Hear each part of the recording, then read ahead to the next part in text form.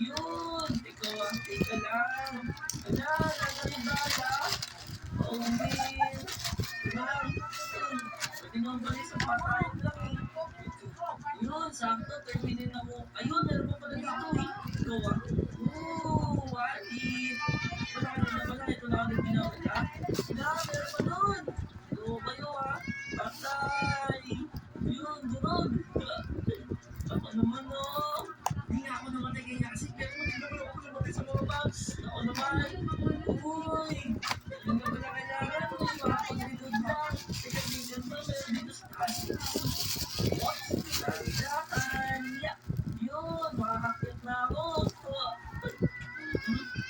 Mali yung pinadala. Hindi naman ito yung order. Tools yun. Pwede natin ito. Wala na palang paglalagyan. Hindi wala natin ibagamit dito. Ang mas maganda iwan na natin lahat. Yun. Ano kaya meron dito sa mga armo na ito? Susutin ko mga Nakabukas lang. Mali. Mali. Patas. Tapos yun. Shorts. Yan. No. Wow. Astig pala to. Wow. Transformer oh.